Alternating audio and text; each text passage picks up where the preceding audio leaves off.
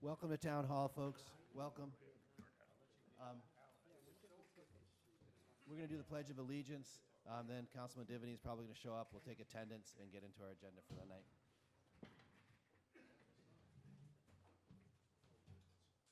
I pledge allegiance to the flag of the United States of America and to the republic for which it stands, one nation, under God, indivisible, with liberty and justice for all.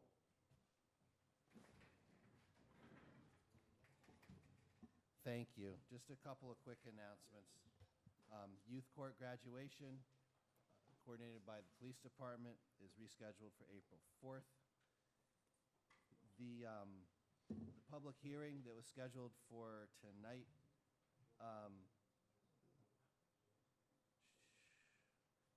is going to be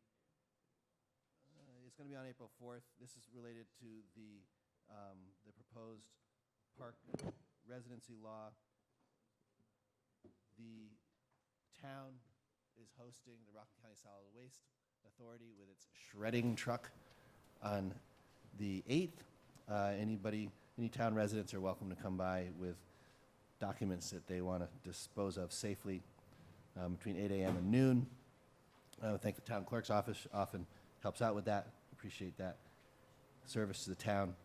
And just a sort of a bit about our agenda for tonight, we have at this workshop meeting a couple of items to be workshopped for next week when we'll have votes on municipal operational matters and some presentations related to those.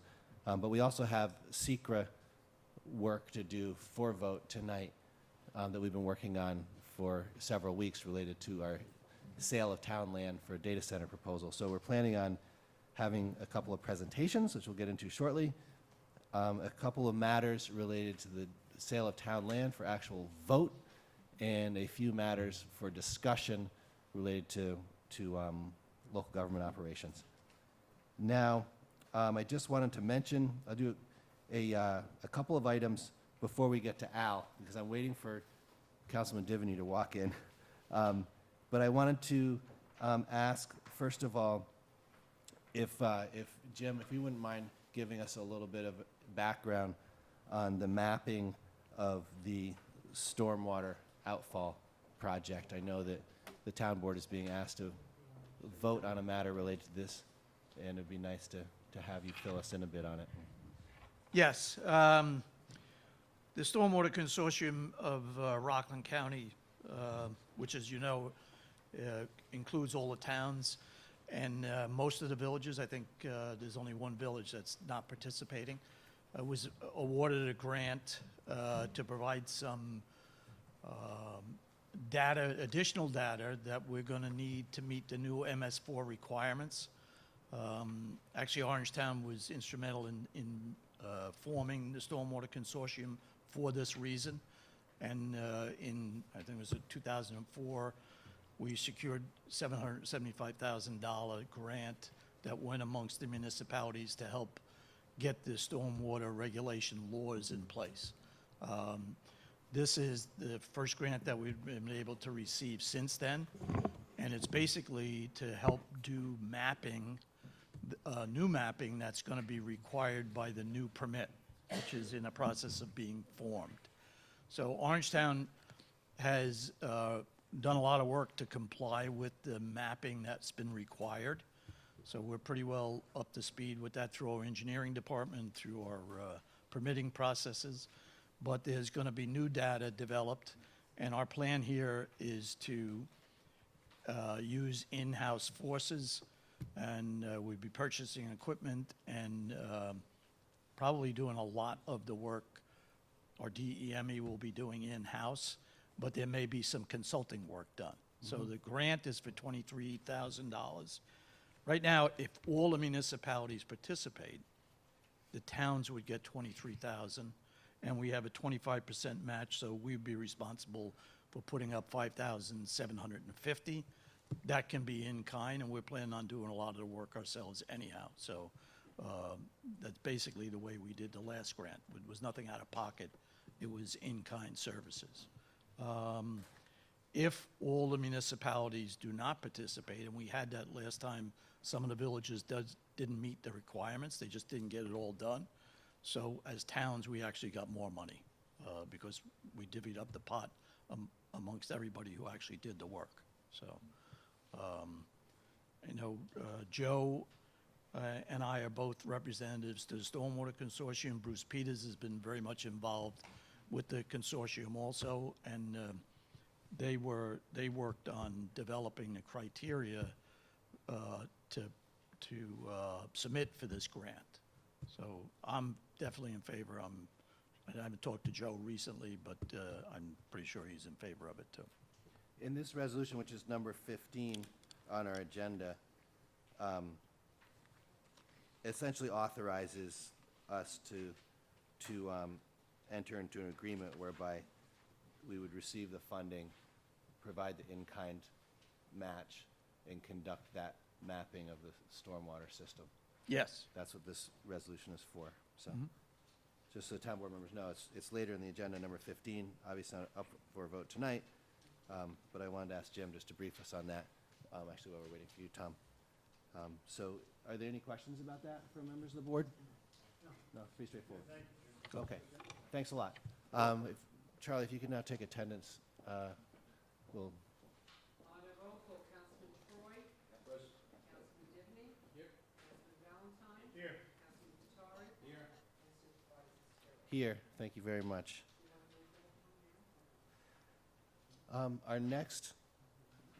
The next thing we're doing is we're having a presentation by Al Samuels here.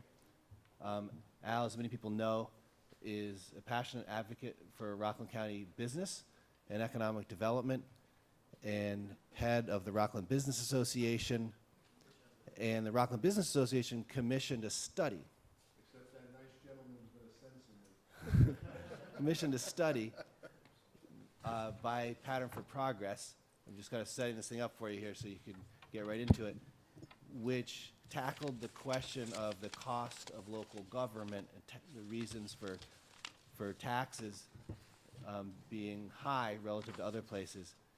And it's actually, I've read it, I probably, members of this town board have, Paul Valentine had suggested that we have Al come in. Thought it was a great idea, and he can only really brief us on this report and provide some highlights. But by having this presentation here tonight, and I'll certainly talk about it on the radio tomorrow morning, hopefully we can promote the report and more in-depth discussion, debate, and appreciation for the information in there. So thank you for coming tonight. Thank you very And much I know for you've been inviting giving me. these presentations to various local governments and other groups, and we appreciate you coming in. Mostly to civic associations, Right. yeah. But I truly appreciate the opportunity to come here and address the town council. In 2012, the RBA published a white paper on Rockland's financial crisis at the time. You'll recall we were the most fiscally stressed county in the state of New York. We also had the most fiscally stressed town and village. And these were distinctions that were anathema to us in the business community. We wanted to identify for the people of Rockland the reasons that led to it. I'm very proud of the fact that part of what has resulted in the 5 years since we published that paper, we have exchanged deficit for debt, that's true, but the debt has been paid off at the prescribed rate. And in a meeting I had just last week with Comptroller DiNapoli, he commented on how well he felt Rockland was doing in the past 4.5 years. We are viewed much more responsibly now by the various communities, the rating agencies, and we feel that our white paper did a lot to point a direction. In the beginning of 2015, Zillow had published a report that Rockland was the 4th highest taxed county in the United States. And that was even worse for me than the thought of being the most fiscally stressed in the state 3 years earlier. By the time we got through with our study, which was a year-long endeavor, we had risen or dropped to number 2. Rockland County today is the 2nd highest tax county in the United States of America. Westchester is number one. One of the things that we found in this study, however, was the proximity to New York City was a major factor in this, and that's something over which we have little, if any, control. All 10 of the top 10 tax counties in the country are in the New York City area. Interestingly, none of the 5 counties of New York City are in this onerous grouping, but 3 New York counties and 7 New Jersey counties are. So that's an issue that we have to accept. There's a cost of living factor. One of the things that we can do, however, is try and get ourselves more aligned with upstate New York. Some of the things that are passed on to us with regard to costs, and I'm talking now from government, not this level, but state, happens to be because we are really considered to be part of the New York City, metro market, and we are part of the city MSA. Last year, when it came to the issue of the minimum wage debate, we were able to get Rockland County included in the upstate division, so to speak, and as a result, while the rest of the state will go to $15 an hour, Rockland will be at $12.50. I know that not everybody appreciates that, but within the business community, and for those of us concerned with taxation, that was a very important accomplishment. Just recently, our neighbors to the north of us asked for parity in something that was very important and still is to this community, and that's to get filmmaking. Orangetown has enjoyed a lot of film production in recent years, as well as all of Rockland. We had a 30% tax advantage. They had a 20%. They asked for parity, and guess what? The state of New York gave them 40%.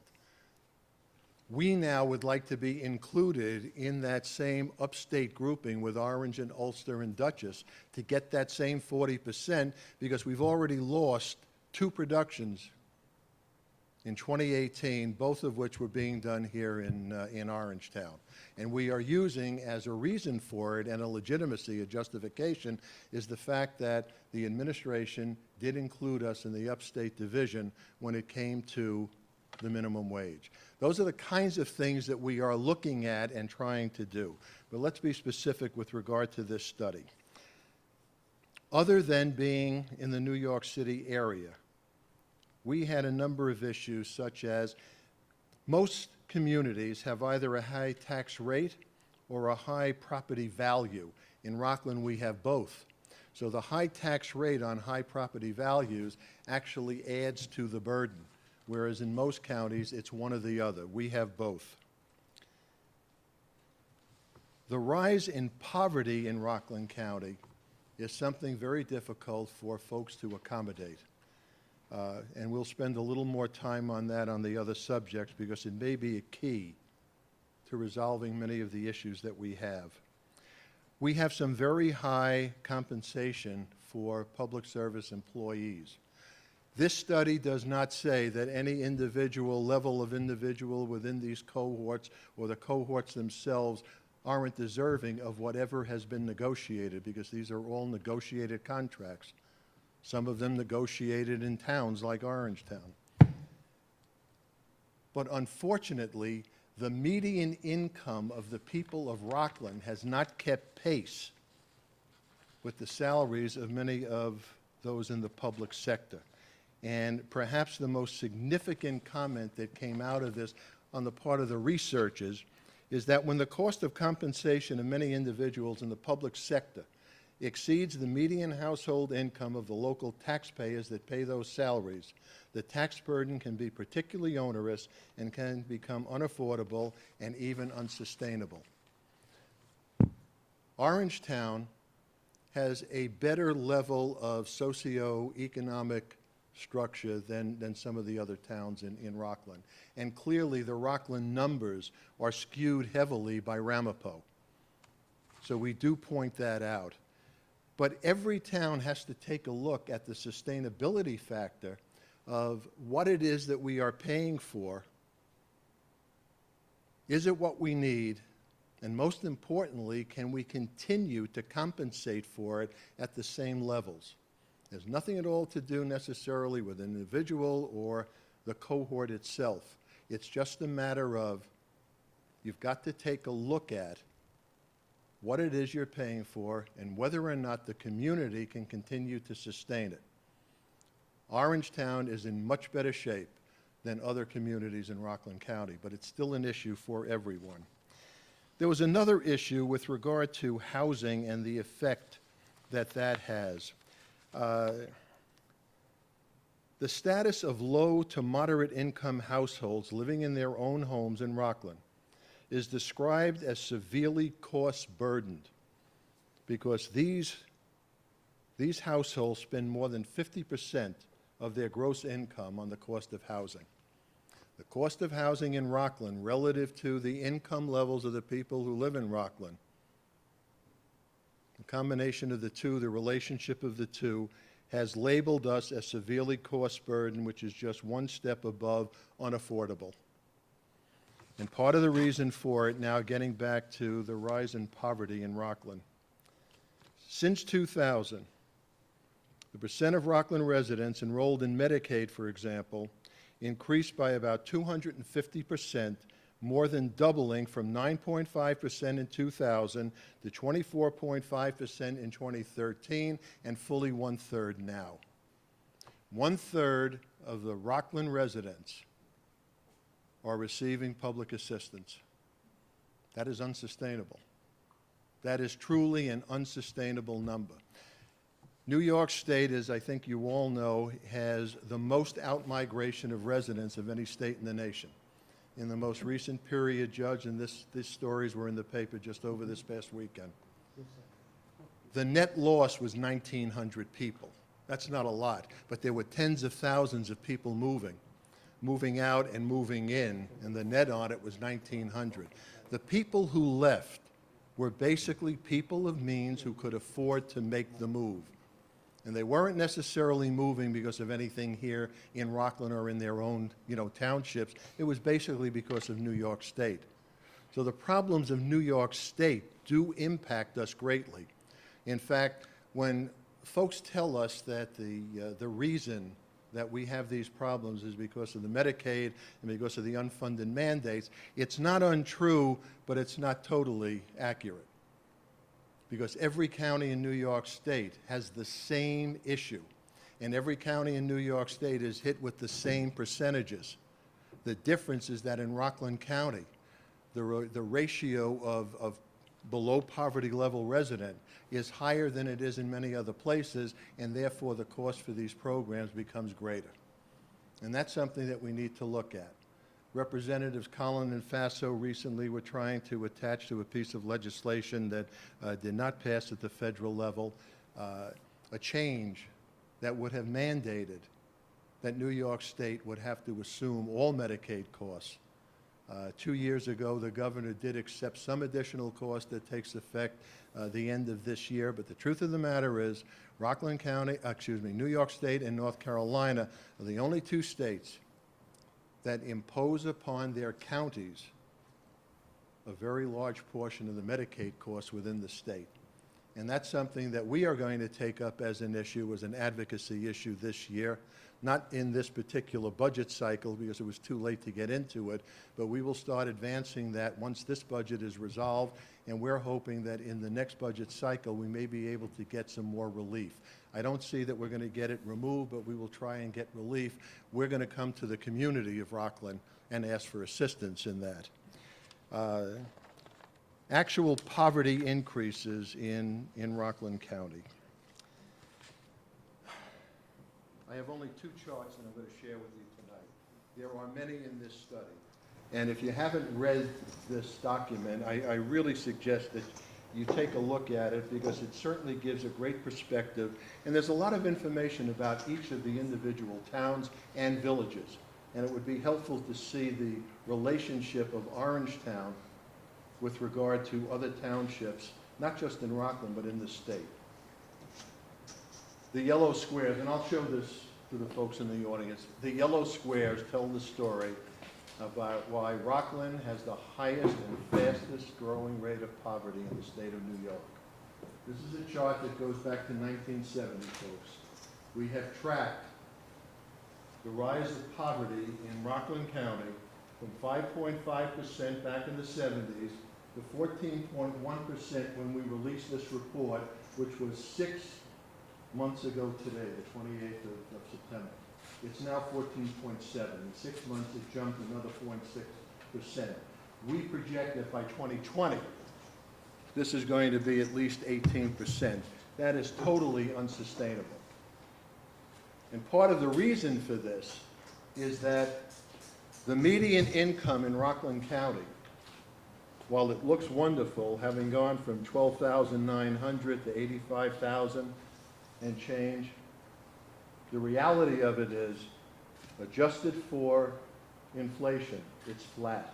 Rockland County is the only county in the region where this line has not increased here, adjusted for inflation. We are flat. Anybody who wants to see this can go to the RBA website, rocklandbusiness.org, and you can click on an icon that will give you access to the entire report, to all of these charts. But we're the only ones. The median income of Rockland has not risen the way it has elsewhere. It's not because Rockland residents per se aren't earning more. It's because Rockland residents of means are leaving in greater numbers than people of need who are moving in. And that is an absolute microcosm of New York State. The governor has even admitted that. The governor has admitted lots of people have left, but immigrant population has come in. But it's immigrant poor with low skill sets, and the same has happened here. And those are things that we have to protect against as we move forward. Now, specifically for Orangetown. From 2000 to 2014, Orangetown's poverty rate rose from 4.8% to 7.3%. We did not look at the individual towns after 2014 as we did for the county as a whole. So those are things that you would have to access through a census. These are not our numbers. These numbers come from Census and American Community Service. Where 50% is normal relative to town budgets accommodating employee compensation, Clarkstown is at 70%, which is 40% higher. Can you repeat that again? Yeah, I'll repeat it more simply. 70% of what? 70% of the Orangetown budget is for employee compensation. Normal is 50. That's not an indictment. That's not even pointing out a negative. It's just pointing out some metrics. Did I say Clarkstown? Oh, I'm so sorry. It's Orangetown. Yeah, Yeah. I think it's across the board. I mean, Yeah. personnel costs are around 72%, probably for most municipalities around here. In Rockland, it is higher than the norm. That's Yeah. correct. Yeah. Like I say, it's just a set of numbers. We're not assigning any blame, but we feel that it's important for folks to recognize. And I think it's important for the constituents to understand, not just government. Constituents have to understand what the cost factors are for running the towns, running the villages, running the county. So that's another number we have to The cost of look labor, at. in short, is the main driver of the cost of government. The cost of labor is the main driver of the cost of government. Cost of labor is the biggest part of my budget at the RBA, but it's roughly around 50%. We couldn't absorb it at 70, but we don't have the ability to tax. Exempt properties. Orangetown's exempt properties is somewhat more than double the state average. You have 89 religious institutions and 68 educational facilities that are exempt. Again, we're not saying that there's something wrong there. We're only saying that you have to take into account, and the people of Orangetown have to realize that in this community with some wonderful educational institutions and a tremendous devotion to religion, you've got a lot of exemptions, and that costs. I think I could just end with that simple declarative statement. There's a cost involved in that. From 1970 to 2010, Orangetown actually had a loss in population. We didn't take a great deal of time to look into that particular statistics, but I will tell you that it's the only township for which there wasn't a very easily codifiable increase. And probably that's to your benefit. To some degree, it might have accounted or relate to the marginal increase, in poverty, because yours was low. 7% is not a high number. And also the fact that you still have more than just pockets of higher socioeconomic levels throughout the township. And that is something that makes your lives a little bit easier than, say, in a community like Ramapo. The poverty level in Ramapo is over 25%. It's probably about 30% now. Unfortunately, that does impact on all of us. Obviously, there are things that are done at the county level to accommodate that, but the county level of taxation is still the lowest, in our community. And so the effect is not that great. Percentage-wise, it may look bad, but in terms of whole numbers, it really is not. The county portion of it. The governor was here in Rockland County a few weeks ago, and he said, you've got to take a look at the percentages at the state level compared to the county levels. He says, I'm a cheap date. We would dispute that with him, but I did like the comment that he made and the humor that he put into it. The heaviest burden, unfortunately, most often comes from the lowest level of municipal government. And in a home rule state, that's to be expected. There are some things that can be done. We recommend adherence to the 2% tax cap. We feel that every level of government must perform study and investigation as to where it can conserve, where it can share. I know that Orangetown is working with Clarkstown, and that's why I was thinking of Clarkstown before. You're looking at some shared services. I think you're the only two townships in Rockland, or the only two municipalities in Rockland, that are actually talking to each other about doing something like that, and for that you're to be Just to be congratulated. clear, there's no specific conversation around that with Clarkstown, although you could take an inventory of all the various ways of sharing that happen between the town, the school districts, the town, the fire districts, the town, other towns, through law enforcement, the drug task force and stuff like that. There's a whole host of sharing and cooperation and mutual aid agreements. But right now, we don't have any particular policy goal relative to a kind of enhanced sharing with Clarkstown per se, just so you know. It has been a topic of debate, but just to clarify that for folks who might be listening or watching YouTube later. Okay, because I do understand that, but because you are the only ones doing it, it is laudatory and worthy of mention. No, I think just in terms of sharing, again, like I said before, all the towns in one way or another in districts, there are various efficiencies and forms of cooperation that take place. Yeah. I think we've done a great job of staying under the tax cap. That's largely, I think, through the use, of good financing, interest rates, looking for the appropriate use of business partnerships and contracting for private services, for example, the golf courses. And there are efficiencies related to cooperation with other governments. But right now, with Clarkstown per se or any other town, there's no particular sort of benchmark or policy goal related to that. Although I think everybody wants to find ways to save money in general. Just a couple of things just to wrap this up, and only under the label of recommendations and best practices. If the state has property in your municipality, and I believe they do, and they're not paying tax on it, go after them. There is no formal policy in New York State. There are state-owned properties in municipalities on which taxes are paid. Most are not. Get together with your state representatives, look into this, and go after the money that you are entitled to for hosting those state properties. They are not exempt. Collection of delinquent taxes, I know that at the county level that is being done with some zeal certainly much more than we've seen in the past. To the extent that townships can do it, I certainly recommend that you find some mechanism, within your structure of government where you can go after that, because there are delinquencies throughout the county. Adding ratables. Now, that's something that the supervisor and I have worked on, and I know that there is a tremendous sincerity with regard to the adding of ratables.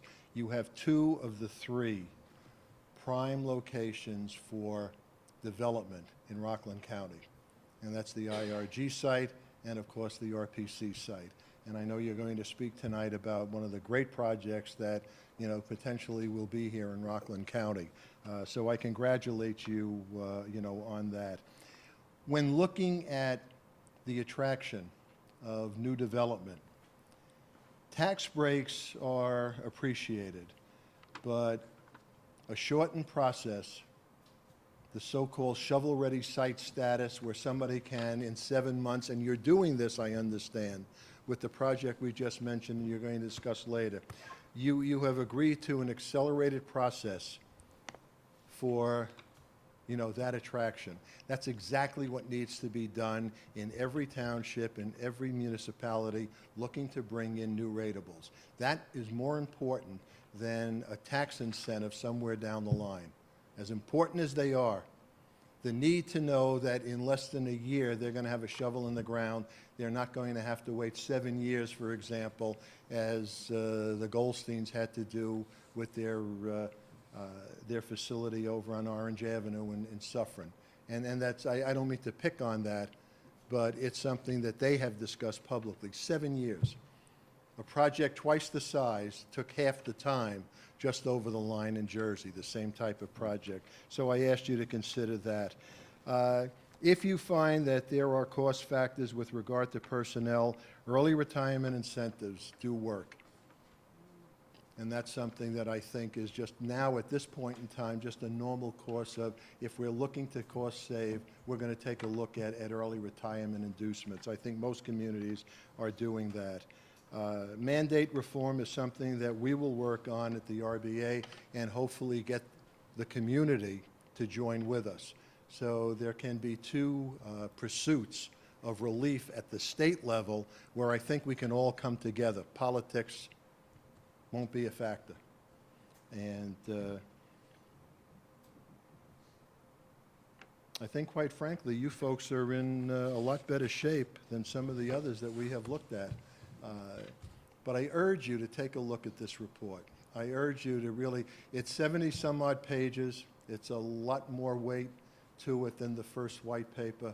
There's an awful lot of graphic presentation, but the statistical information there can be invaluable.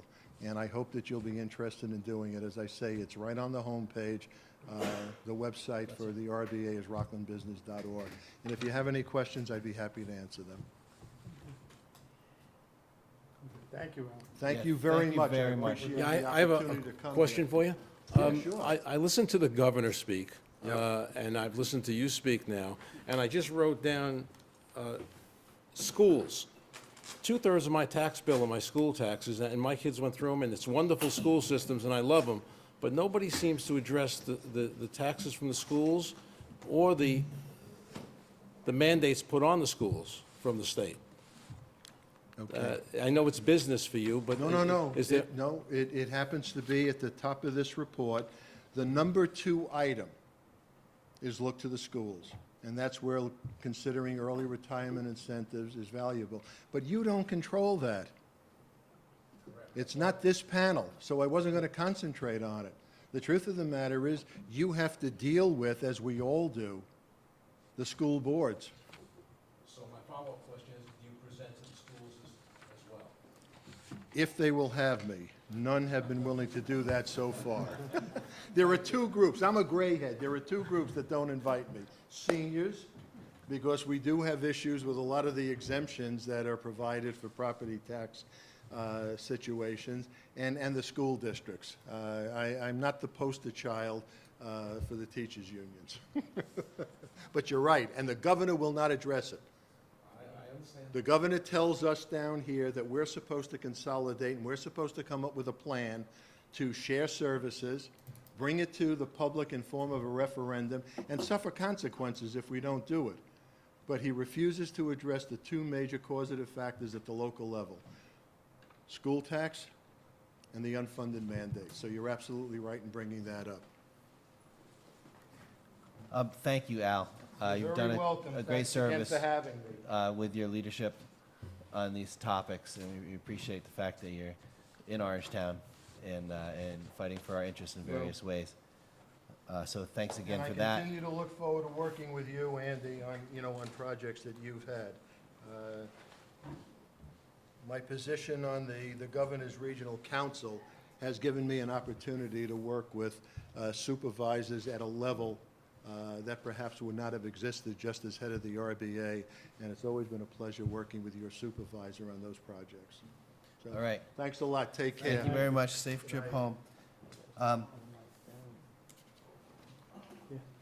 Now, we're going to, I have a thing related to streetlights I was going to have Jeff talk about a little bit. Let's wait till we get to that agenda item, down the agenda a bit, and just navigate this secret matters related to the sale of town land to J.P. Morgan Chase. And note that, and I'll just sort of walk through this, we have a bit of a timeline of where we have gotten so far with the resolutions the town board has already done relative to this project, setting up the secret process, doing a term sheet, a non-binding terms of sale sheet, and similar matters, circulating the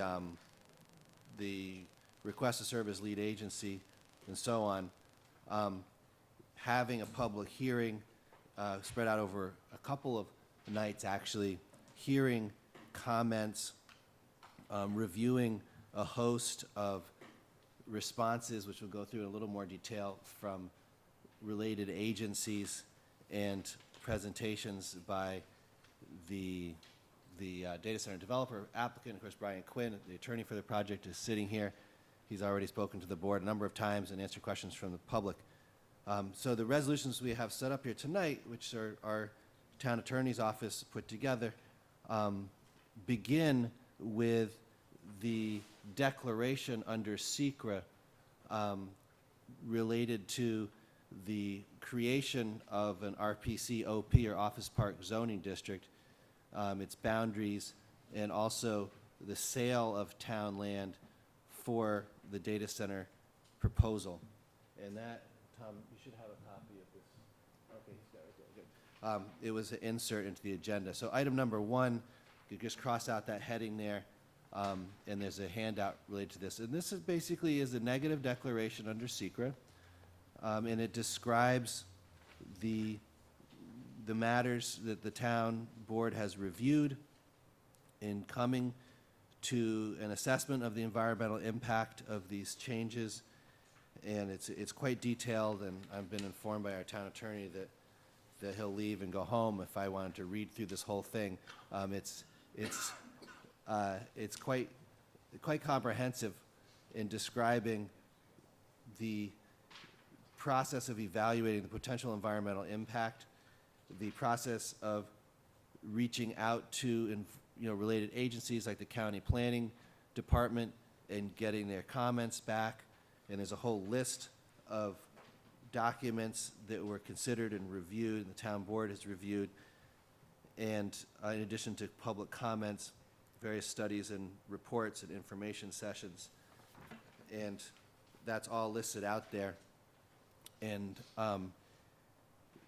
the conclusion of this, which is no great surprise, right, because the data center is a land use which is relatively low impact in terms of traffic, air, noise, water, uses a good deal of energy. Of course, the application is for a LEED certified facility, which is a certification for efficiency and all related environmental matters, energy and water and so on. And our review,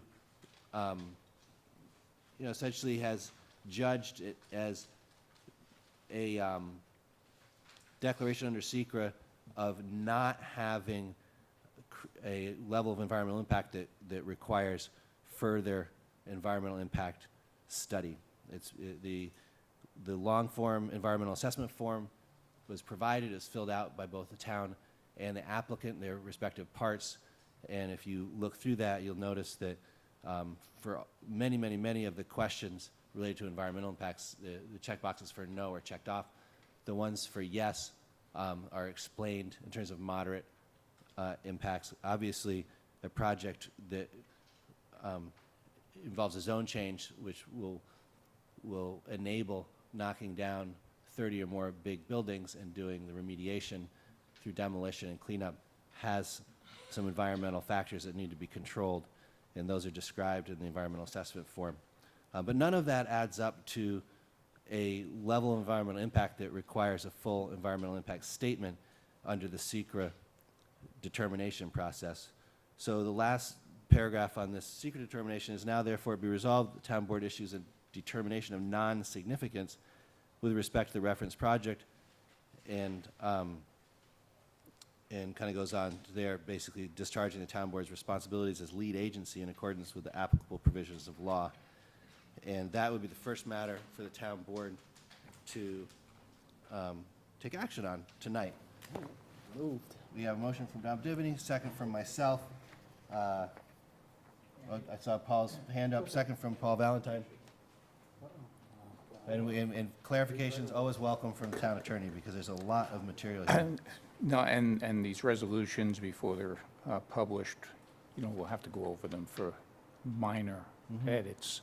One of which is the appraisal of the property commissioned by the town came back at 9.2 million, subject to extraordinary assumptions, and those extraordinary assumptions, of course, overshadow the entire value.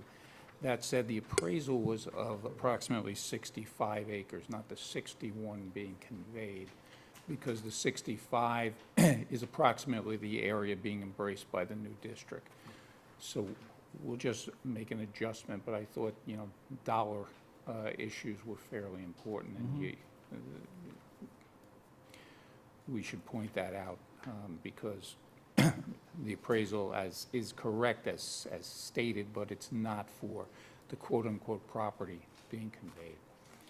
In the grand scheme, $40 million in remediation as an extraordinary assumption, a couple $100,000 doesn't make much difference, but. And it's based on a per acre of, so you could calculate it for 61 acres or 62 acres. Comes out to 65. about 8.5, Yeah. or 8.7. So the total would be a little different just for town land. Correct. I appreciate that clarification. So we have a motion, we have a second from Paul Valentine. Usually with these things, we do a roll call vote. Charlie, could you lead us through that, please? Councilman Divany, Yes. Councilman Valentine, Yes. Councilman Troy, Yes. Councilman Batari, Yes. and Supervisor Stewart. Yes, thank you very much. And, the small crowd tonight and the relative calm, it sort of belies the fact this is actually very, very important that we're progressing through the rezoning of a part of Rockland site for the data center project. It's a big deal for the town, and a lot of work has gone into it so far. The next resolution, number 2, is having done a secret determination, we're in a position to actually adopt the law, or the amendment in our town zoning, to create the Rockland Psychiatric Center RPC-OP zoning, which is zoning, which is described. And again, the resolution lists the notification process, the review of a whole host of comments and considerations and documents submitted and reviewed, public information sessions. Also the history of development efforts here, and the fact that the zone change the site was always intended to be zoned as appropriate for preferred development project. The R80 residential was a placeholder. And so it goes on essentially through pretty specific information describing how the zone change and the project fit together, and specifics related to the project, the conceptual design for the data center and its environmental impacts and efficiencies, its traffic and parking needs, the existence of generators, and things like that. It also discusses the murals, a couple of which may actually be salvageable or removable depending on further review, but it sets as a commitment on both the part of the applicant and the town to work together on that, among all the other considerations. And that's basically the bulk of that text. It talks specifically to comments by the Rockland County Planning Board. People should be aware that the Planning Board has a role, and its comments having to do with parking and the way the town has approached defining parking requirements under this specific zone and signage. It's asking for certain changes that we don't agree with. We understand the spirit of them, but they've been reviewed, and the concerns are handled within the existing proposed zoning.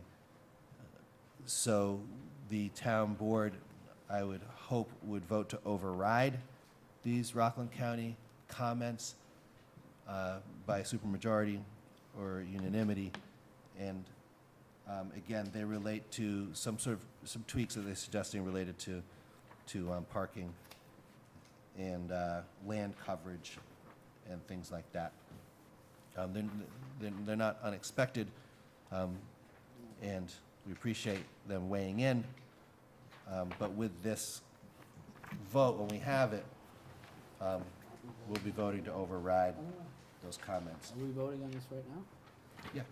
All right, motion to change the zone. So we got a motion. Let me just make sure there's nothing else in here that needs to be called out. The zoning law is included in here.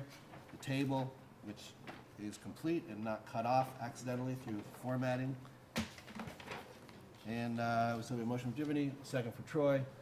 Roll call vote, please, Troy. Councilman Divney, Yes. Councilman Troy, Yes. Councilman Valentine, Yes. Councilman Batari, Yes. and Supervisor Stewart. Yes, thank you very much. The third agenda item is authorizing, Andy, before you do that, just, you discussed the overrides. Because the overrides require a majority plus one, you typically do a roll call vote. If the board is in agreement as to all of the overrides, and you just wish to do one roll call so that it's clear in the record that it was a lawful override, I think you should at least do that. If anyone disagrees with one or more of the overrides, that should be pointed out. So, John, can I make a Can motion we group them together? that we vote to override all the county separate vote. suggestions? Yeah, I'll second that. Yes. all those in And then- favor say aye. And then we're gonna do a roll call right now? Yes. All right. So the first one's going to be for the overrides. Oh, yes. Right. That you'll Then we're gonna You'll group. combine them. Yep. And then the second one now, the second one, who's going to make the motion on that? I'll make a motion that we override. Well, we did that on the override, but on the actual, you saying that should be a second vote? No. Yes. It's a second vote on the No, override. One The- is to group okay. the overrides and the other is actually on. The actual on the overrides, that's what I said. The way the resolution is written, there is a vote which has been taken on the adoption of the zoning, the establishment, and the mapping. If you look at the resolution at the end, it says that the aforesaid vote takes into consideration the county comments. Now, if the board is inclined to override unanimously, then I would say you just do the one vote. But they've already voted to approve the zoning, the mapping, and the regulations. Now, as to the override, there should be a vote. Yes, so the override's the second one, Yes. second part, which we're doing now. Okay. So, who's gonna make, Motion was for Diviny. Valentine, second for myself. Roll call. Whatever. Councilman Divney? Yes. Supervisor Stewart? Yes? Councilman Troy? Yes. Councilman Vitari? Yes. And Councilman Valentine? Yes. Thank you. All right, so on to the third item, which is for consideration and vote tonight, which is the actual authorization of the sale, subject to an approved contract of sale and permissive referendum. And the material or significant elements of the contract of sale were already reviewed and approved in the term sheet that was voted on a number of weeks ago. And this resolution kind of goes back over and reviews why the town wants to sell this land for the purposes of the data center, the environmental and economic benefits of that, the reasonability of the sale price relative to appraisal, which of course, the appraisal being around $9 million, doesn't take into account 40 or so million in remediation costs. And so the town's agreed upon sale price of $7.5 million is a good deal. And related matters, and it finishes up with, now therefore be resolved, the town board hereby approves the sale of property to J.P. Morgan Chase in terms set forth in the term sheet, previously approved by the resolution of this board, and subject to the execution of a binding contract of sale and purchase, and the resolution is subject to permissive referendum. You got a motion from Divany, a second over here from Vitari. And all in favor say aye. Aye. Ayes have it.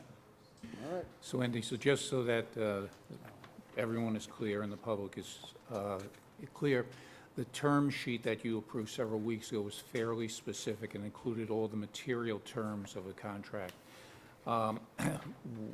This resolution provides subject to a binding contract, so that will come back to the board before you're authorized to sign on behalf of the town. But the period of permissive referendum, the 30 days within which anyone can bring a petition, will begin to run as of tonight because seeker has been completed and the material terms of the contract on which you're agreeing to convey are as stated and approved. But the contract itself will come back before it's executed. Thanks for that clarification. That's great. And there's work to do on that. So that, congratulate the town board on that, and congratulate the attorney for the applicant, and recommit all of our respective teams to working together in a coordinated and facilitated and expeditious fulfillment of all of our obligations under these. I know that you're working feverishly on an application to the planning board. The planning board will review all specifics related to drainage and building design and texture and lighting and landscaping and things like that. Akabor will be involved, and we will kind of help out in making sure that you have access to any and all information and meetings with town staff and other supports that are required. So please let your client know that they're good to go. I will, thank you. Thank you, Brian. We have, John, absolutely, John Edwards, master of the legal journey here. There was mention earlier by Al that we are kind of expediting this process, and I just want to be clear and fair to all those involved. The process is a legal process that provides for public hearings, notifications, periods of permissive referendum, and there's no way of changing any of that.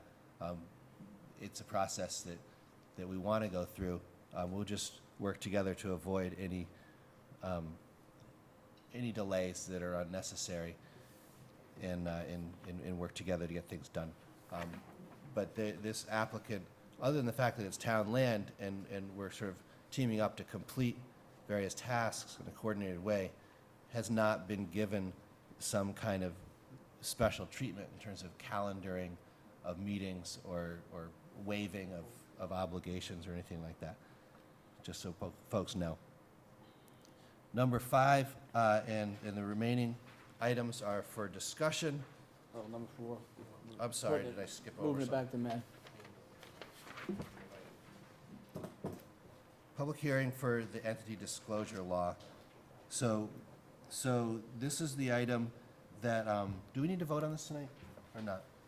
No, We're all set right there. We can do this next week. well, it's just being tabled. We do it Yeah. all the time. It's no Right. big deal. So we're setting a public hearing for May 2nd. May 2nd, yes. And It's on the phone with Robert Green today. we need to have, we should probably be a little more cautious in scheduling hearings when we don't have the actual drafted document. We had the draft document, but Robert Greeno has questions on it, so, you know what? I draft things up, sometimes, they gotta be worked on. It is what it is. But it's a rescheduling because we Yeah, didn't have what we well, needed. Number 5. Not a big deal. No, it's not a big deal. Number 5 is related to a pole attachment agreement. If I could get Jeff Bensick to come up to the podium. 5 and 6 relate to our streetlight project. The town board has already approved the kind of triggering of a process related to the purchase of the lights from Orange and Rockland, cost-benefit analysis reviewed and all that, and we're navigating, kind of operationalizing that and in getting the right agreements in place to move forward with the actual purchase of fixtures and their installation within timeframes that are set under the Public Service Commission's kind of rules related to towns buying back their streetlights. And a lot of work has been done, and there's been a good deal of information collected.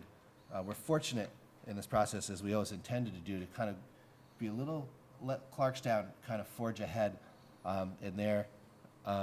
It's been very helpful, getting information from them, what works and what doesn't work, kind of daylighting areas of cost that were not immediately apparent. It remains very financially advantageous for the town to acquire its streetlights, but the specific ways of doing that have been really interesting and fairly challenging to sort out. So I asked Jeff to step up here because we are looking at, the thing with number 5 with Verizon's is basically not a big deal. A certain number of poles out there that streetlights are on are owned by Verizon, and they have a modest annual fee which the town would have to pay for having its light on that pole. And so that's fairly straightforward. It's a pole attachment agreement, and it's attached here. Anybody can read it if they want. And but number 6 relates to using the services of the New York Power Authority, or NYPA. And NYPA,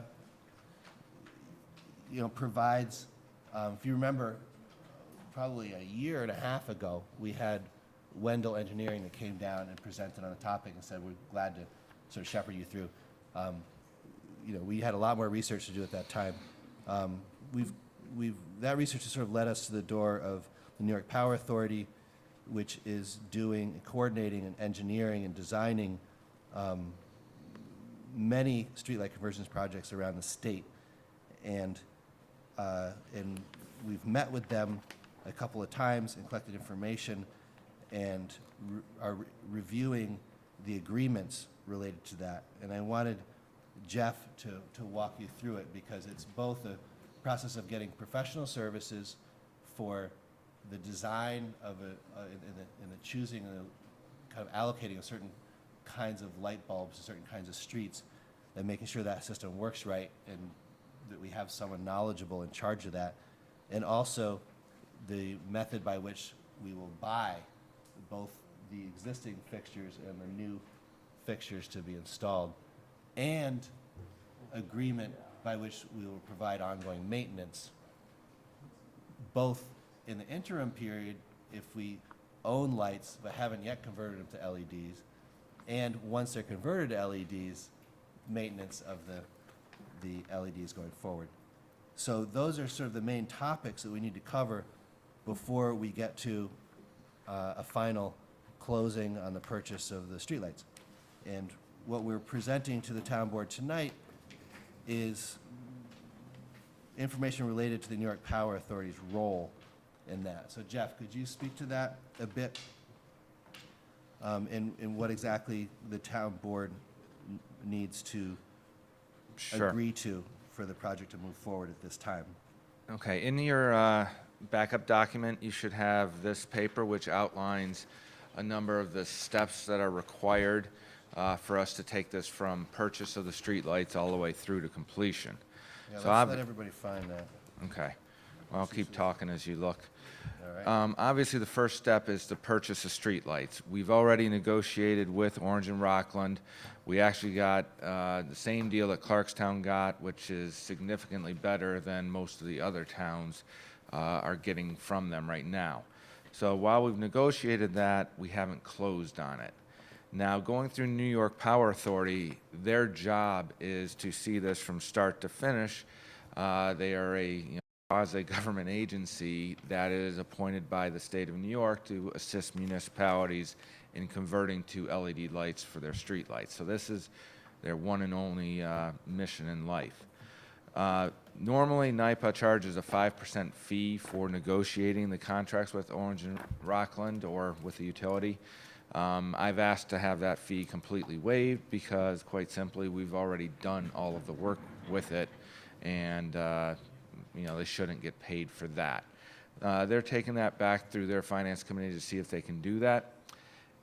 Right now, the fee is 5%, so it's $20,000. It's not a big deal.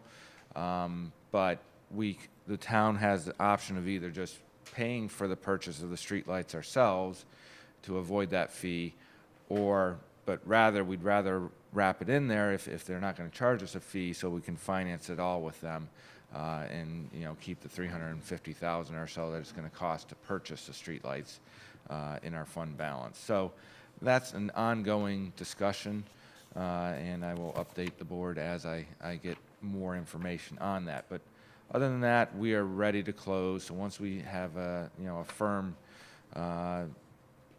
decision from NYPA, and once the board decides whether they want to go with NYPA, then we can move forward on that. Now, once we move forward with the purchase of the lights, we have 2 years to complete the conversion to LED lights. And so, there is a time frame here. In the interim, once we take over the purchase of the lights, they're going to be calling us if there's any street lights that are out, and it's going to be our responsibility as a town to go ahead and fix those. There's a much higher failure rate on the existing fixtures than there is on LEDs. You put those LED lights in there, we're going to have almost no maintenance other than cars hitting the pole, etc. But with the current, they go out all the time. So as soon as we make the decision to purchase, we do want to get and rapidly change these over to LEDs, because that will minimize what we have to do in terms of a maintenance perspective. But that being said, we do need some RFP to go out for the interim streetlight maintenance, and so some of those details are there. Now, again, if we go through NYPA, they're going to take care of all of this. They've got the bidding process done. They're doing it with Clarkstown right now, and we are able to learn from Clarkstown's experience. They've found a lot of things, like, for example, some of the wires are bad on the poles, and they're getting stuck with that. Orange and Rockland is responsible for the wiring up to the fuse, and anything after the fuse we will become responsible for. Now, we don't have fuses on it right now, so anywhere that wiring is bad, once we take over, there is some risk there. So we need to, again, get those fuses in, and then we know where our liability lies. Once we, do the interim street maintenance contract, then obviously we need to do an RFP to convert the existing streetlights to LEDs. You know, again, we had George Woodbury present to the board, and NIPA is more of a full-service shop. They do charge us for it, though. It's 12.5%. That's the big difference. That's one of the big differences. The other big difference is that, they have an engineering firm who they are using to ensure that this process gets converted and taken care of appropriately. So, whereas the town board, or not the town board, but the town doesn't necessarily have the expertise to manage this type of project without obviously significant time and energy from various people, which would likely lead to a lot of overtime for whoever's having to manage this. And it's just really the expertise. And they've done this before. They know all the parties involved. They know all the distributors. One of the things that I think will have an advantage is that Clarkstown wrote a very specific spec when they issued theirs. They had found a fixture that they want. We don't necessarily want that. We want it to be open to as many competitors as possible, so we're going to write it a little differently so we get competition and theoretically a much better price than what Clarkstown got, because if you leave it open, you have competition. If you constrain it to one that you've already decided you like, then you're bidding against yourself. So we're not taking that approach, and I'll go through the numbers here in a little bit. But I think we can do significantly better than what Clarkstown did. So, Jeff, Yep. Looking at the numbers, you say 12.5, approximately 140,000. So you're saying the project's going to cost 1.12 million? The total project in terms of purchasing it and the conversion to LEDs is roughly $2 million. 2 million? Yeah. All right, Now, found it. I'll walk through this, and it should be much less than that. And I'll walk through each of the things, but let me just finish up on the last part of the conversion before we go to the numbers. Well, the numbers are what we really want to talk about. I know, it won't be long, Tom. So obviously the LED conversion, so they'll help us with the bid out on that. And then finally, once we're done and we've installed all of this, is we're going to need to have an ongoing maintenance contract because we're responsible for all those lights. So we'll have to do a bid out for that. So those are all of the steps that we need to go through.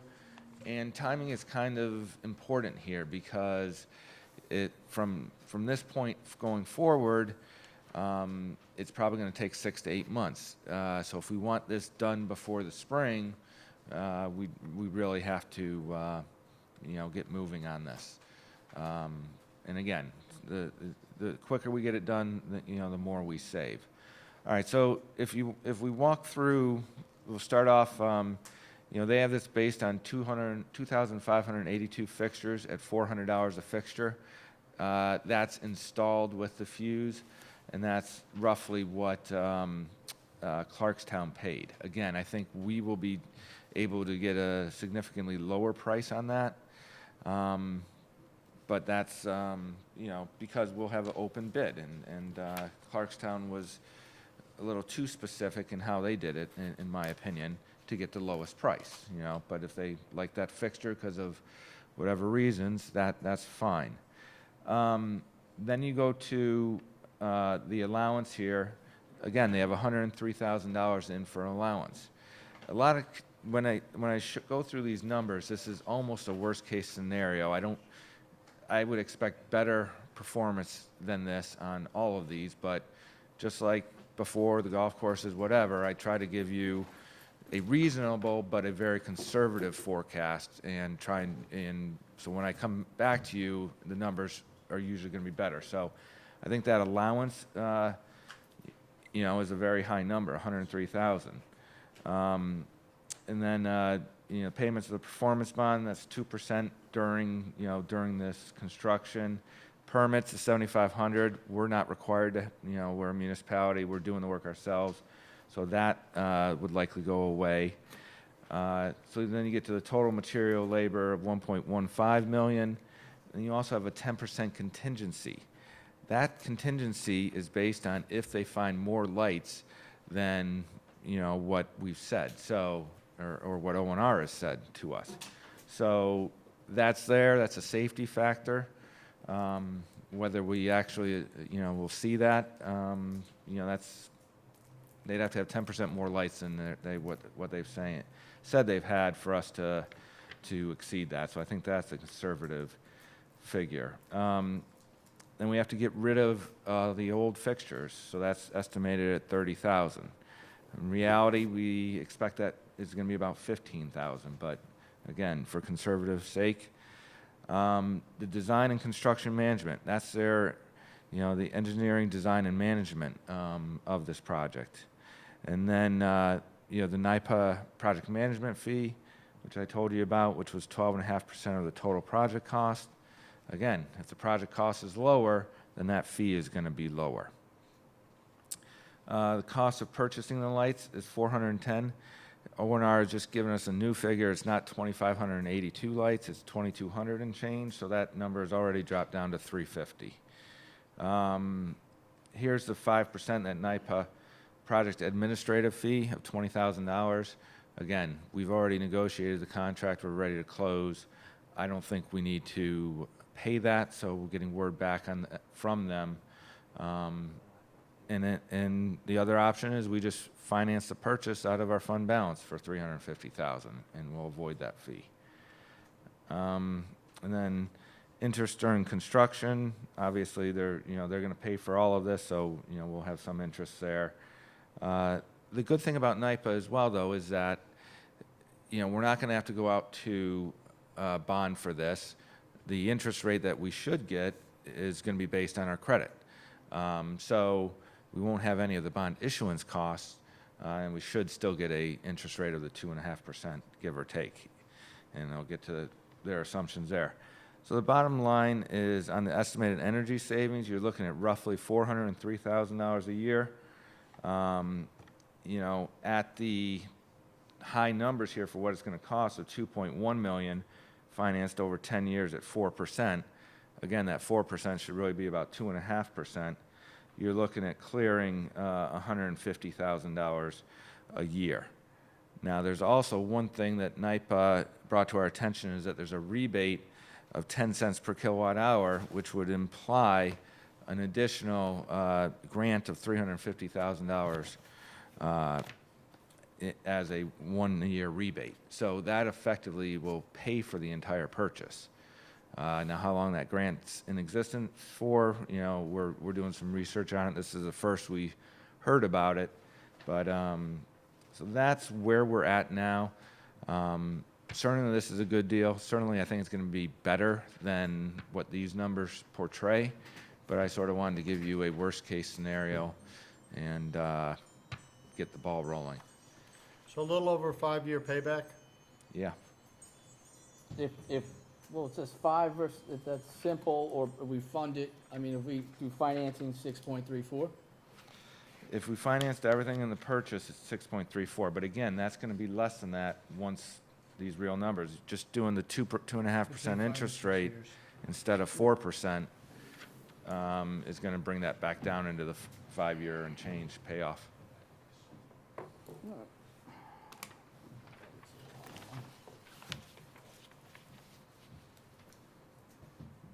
Do you have like a 10-year average of costs that we're gonna incur, or like how long will these, like what are the yearly costs gonna be, do you know? Well, the LEDs are guaranteed for 10 years, All right. and then they'll last longer than that.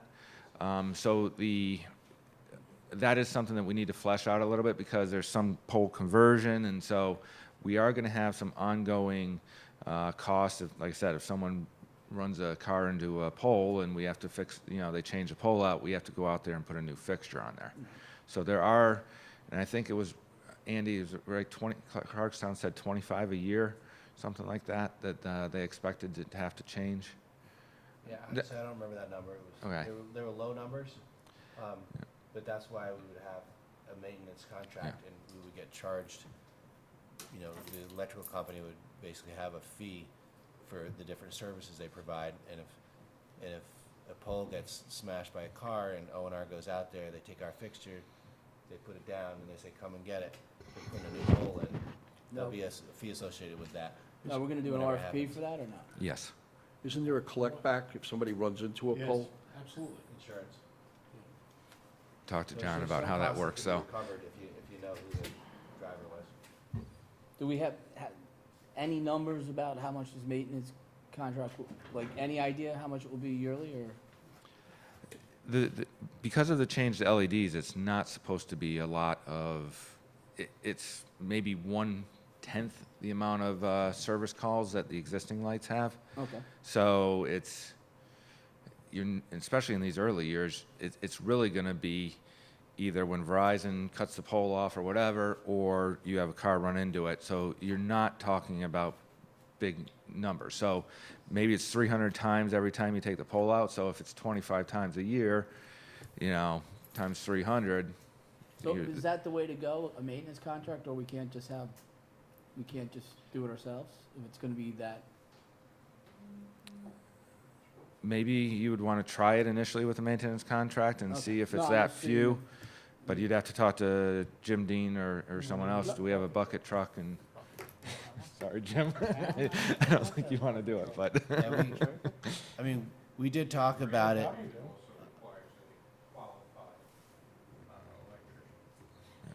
The, We which have we do have one now. But Yes, we're looking. Okay. we're gonna have to compare. The Yeah, Maybe, well, maybe. if it's just by incident, that's one thing, but if the contract costs you X amount of dollars to have on retainer, then that's something we'll have to look into. Normally, you could do these contracts in a few ways. You can either do it yearly, or you could do it almost on a per-item basis. It per gives you, call for service. every time I do a fixture, it's $300. Every time I do this, it's $150. And if it never happens, Yeah, it doesn't which- cost you nothing. It might be better for the beginning of that contract, and then the later we get in, then you might want it Yep. yearly service. Well, I, for one, support this. I think it's a great idea. We're gonna keep on plugging away at it, and All the right. sooner we get to the finish line, the sooner we can start reaping the savings. Thank you very much, Jeff.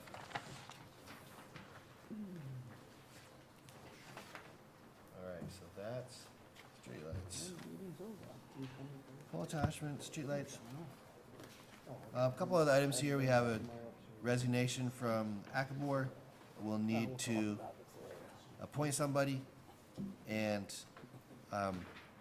we'll circulate folks who have expressed an interest to the town board, and we'll need to decide if we need to interview or not, who we want to interview. Just be alert to that email. Number 8 is the, relates to stormwater control facilities and a maintenance agreement. Hillside.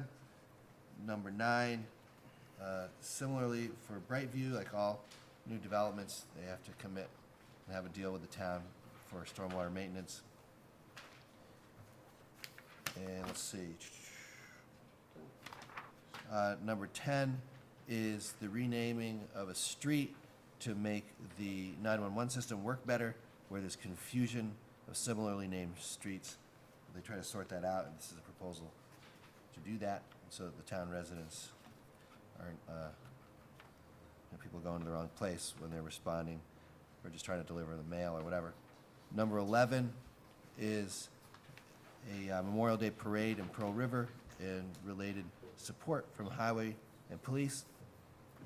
Number 12 is also Memorial Day parade, only over in Palisades. And number 13 is a flea market event with support from the highway department, the parks department. Number 14 4th of July? is 4th of July. 15, we already talked about, but this is the matter related to mapping the stormwater system. Jim Dean spoke to the town board about. Number 16 is a item. Is Guy, are you here? Could you just come up a bit and address the board on the last item here? In brief, the town is trying to, is working with a vendor, which is Optimum Controls Corp. Or OCC, to review the way in which pump stations can be monitored from the central control room via sensors and telemetry and radio signals. And the better we do with that system, which is in need of various improvements, the better the management of those pump stations can be.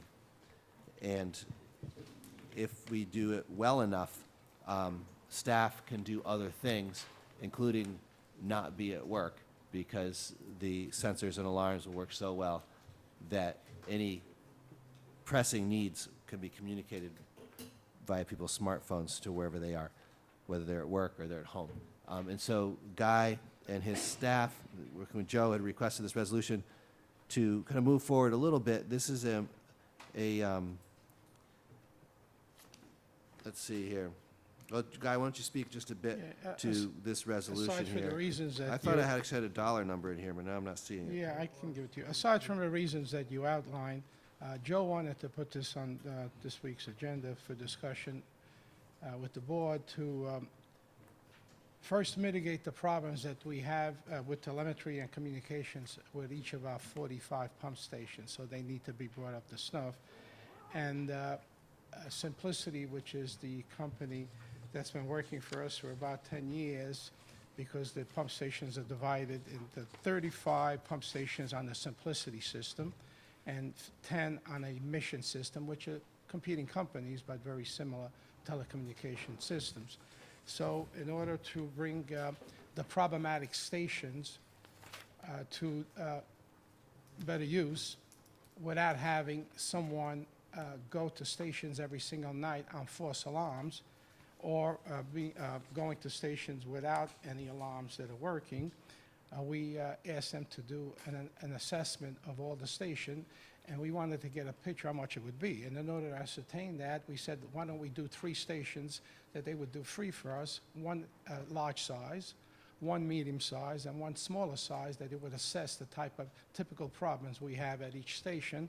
And they brought that analysis to us and put together a program, and went out and did 6 more and analyzed them and came up with a needs system or a needs report to tell us what upgrades we need to do for those 6 stations. And that one's going to cost us roughly just under $3,000. If we want to do the whole system, as the document that we've attached as Exhibit A tonight, will cost roughly over $7,000 to assess all 45 stations, and then they would give us a report for upgrading all of those, and then with a price. We haven't gotten a price, but it's a pretty hefty price, and I believe the will of the board was to do it, and I know Mr. Valentine and Councilman, I think Batari and Andy also attended several of those meetings with the people from Simplicity, and decided that we would do the most problematic stations first and repair those and bring them up to snuff, rather than bells and whistles, the 3-4 most important alarms that we need to mitigate a problem at a station. So we could eliminate one of the shifts, and with the savings we eliminate on a midnight perhaps shift, we would generate some income from those savings and apply them towards mitigating the problems on these problematic stations periodically. And we'll give you that program as we know the numbers better. This is just to start a review of each station, first 6, then maybe 7 or 8 more at a price, and then all of them at a price not to exceed $7,200. That's just an assessment of the station. Then a report would be made on what needs to be done to the stations. Then we get an amount of what it would cost to mitigate all 45 and bring all 45 to either a Mission or a Simplicity station. And then we have another option, shop that one around, shop that task around, and see if the price is better with another company rather than just Simplicity, and then ask the board to make, we have some funding of roughly $100,000 in this year's capital improvement projects to do that review and fix some of those stations. But to move forward and fulfill an obligation in the 2018 budget, you would look at the program, comprehensive program, and decide how much you want to put for each year for the next 2-3 years to fix all the stations if we wanted to do that. So we want to give you those options once we have the actual report from OCC on all the stations, if you give us permission to spend $7,000, which is in 2017 budget. That's basically a summary, Okay, Guy, quick a question. long-winded summary. The,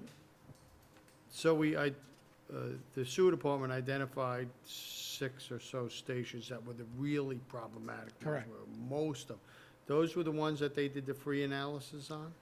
They did a quick in and out analysis one day, and they came up with a report that tells us what needs to be done at those stations, but it's not as detailed as it could be if we ask them to do it, and they'll give us a price.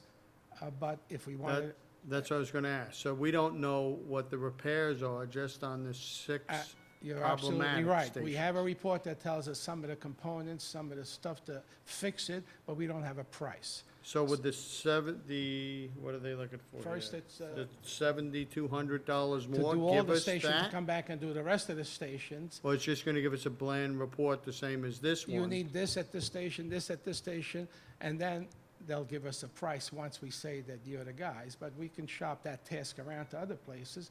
But because Simplicity's been, has done, roughly 35 of our existing stations are on that system, and they developed that system, and they own it, and we always brought them back for the last $50 million upgrade, and bringing them back periodically now, that would be the first choice as a service provider. But if you want us to get, use the town procurement rules and go out and get 2 more quotes, then we can get you 2 more quotes. So, can we ask them for a quote on what it would be to fix the 6 problematic stations? We have a report on what needs to be done, and they'll give us a quote accompanying that report if we tell them that they could be paid at least $2,000-something for coming and assessing those stations, if we give them the work to complete the stations Yeah. for the price.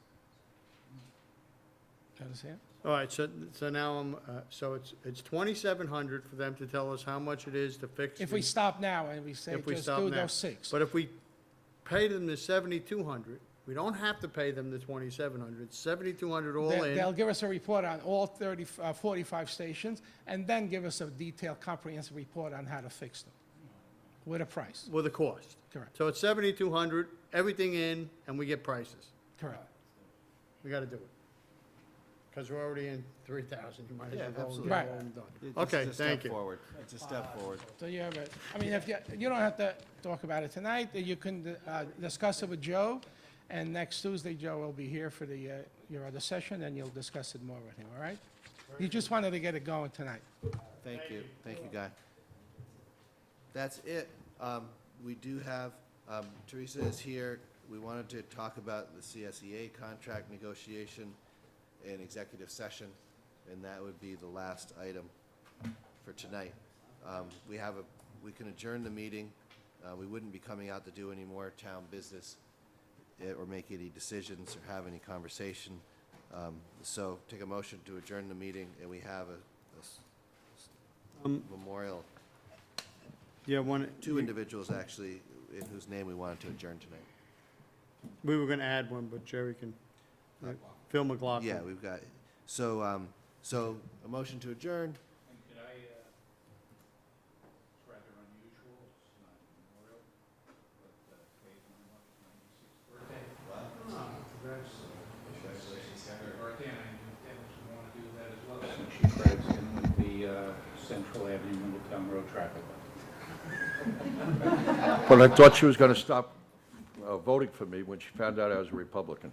It only took her about 20 years to find that out, but your mom's a great lady, absolutely great lady. So we'll make a motion to have executive session on the CSEA contract. I need a second on that. All in favor, say aye. Aye. Okay.